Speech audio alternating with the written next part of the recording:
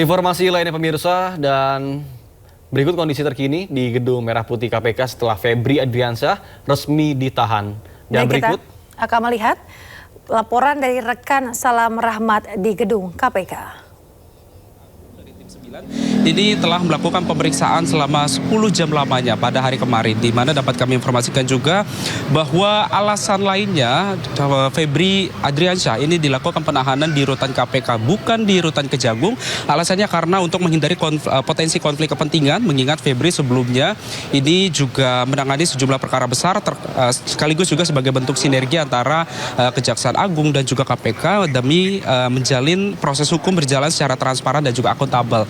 Dan memang dapat kami informasikan juga kepada Anda, Pram, dan juga pemirsa, bahwa usai menjalani pemeriksaan, ini Febri juga menyatakan bahwa dirinya ini menjadi korban kriminalisasi hukum, di mana ini beliau berlandaskan bahwa penahanan terhadap dirinya ini belum memiliki dasar hukum yang cukup dan juga dasar alat bukti maupun juga barang bukti yang kuat. Dan memang dapat kami informasikan juga kepada Anda, Pram, dan juga pemirsa, bahwa untuk di kawasan tempat kami melaporkan saat ini, di kawasan KPK maupun juga di rutan KPK saat ini juga masih terpantau kondusif.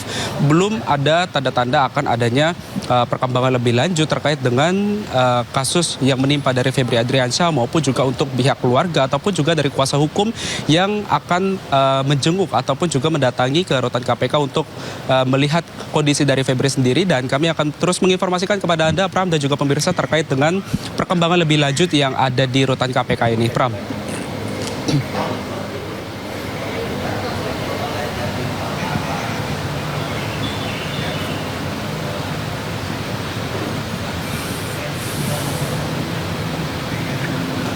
Cincet, Bang.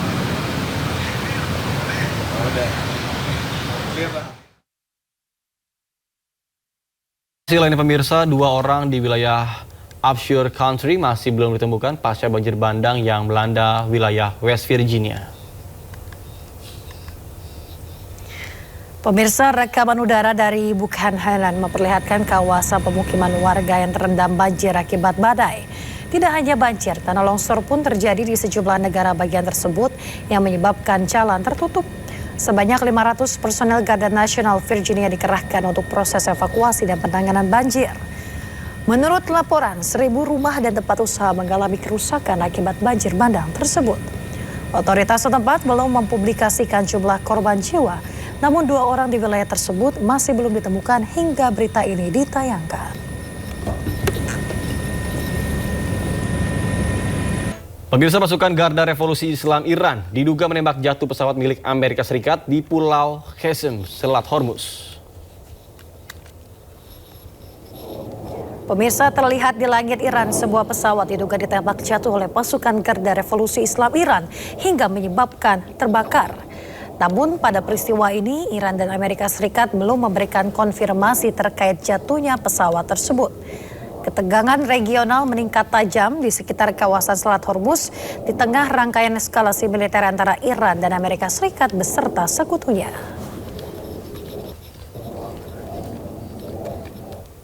Pemirsa, drone Shahid milik pasukan Garda Revolusi Islam Iran menargetkan pangkalan militer dan konsulat Amerika Serikat di kota Erbil, Irak. Pemirsa, sebuah drone milik Garda Revolusi Islam Iran terlihat terbang rendah di langit Irak. Iran menargetkan pangkalan Amerika Serikat dan konsulat Amerika di kota Erbil. Adapun dampak serangan drone milik Iran tersebut, asap pekat hitam membumbung tinggi.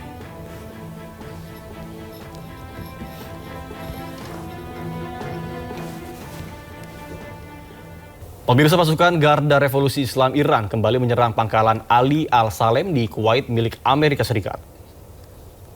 Pemirsa, pada serangan gelombang ke-27 ini Iran menargetkan gudang amunisi Amerika Serikat.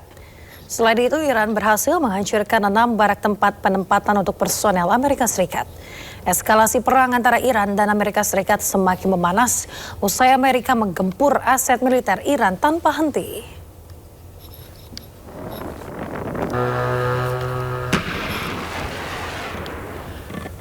Ya, sementara itu drone Shahid milik pasukan Garda Revolusi Islam Iran menghantam pangkalan Amerika Serikat di Yordania. Ledakan besar terjadi usai drone menargetkan sebuah aset militer milik Amerika Serikat. Bahkan pangkalan Amerika Serikat terus menjadi target pasukan IRGC usai terus menggempur Iran tanpa henti.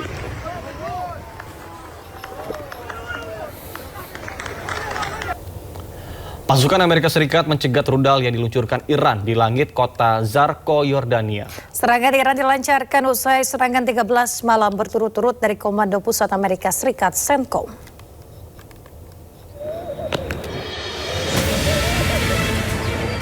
Pencegatan rudal terlihat di langit di atas kota Zarqa, Yordania pada Jumat pagi.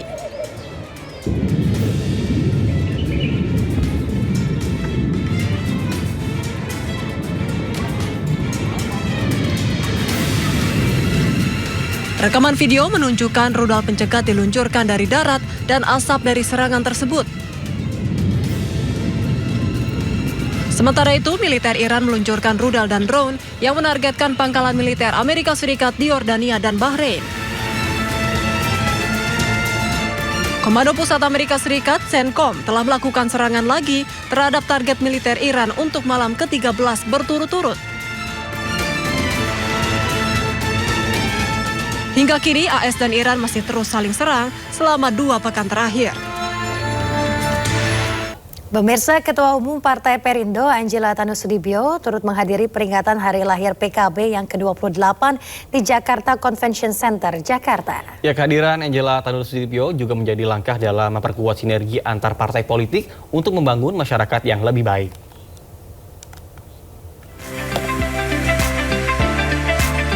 Peringatan hari lahir ke-28 Partai Kebangkitan Bangsa berlangsung meriah di Jakarta Convention Center, Jakarta.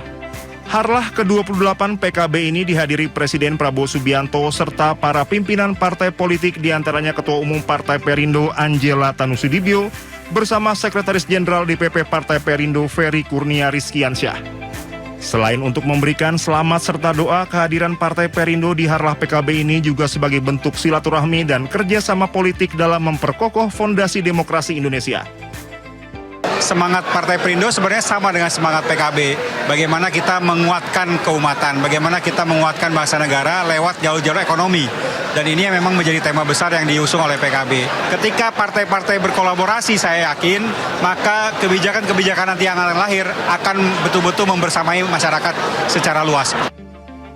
Partai Perindo berharap semangat kolaborasi yang terbangun antar partai politik dapat melahirkan berbagai kebijakan yang semakin berpihak pada kepentingan masyarakat, khususnya dalam memperkuat sektor UMKM, koperasi, dan ekonomi kerakyatan sebagai fondasi pembangunan nasional. Dari Jakarta, Givo Morisko, Sadu Santo, iNews melaporkan.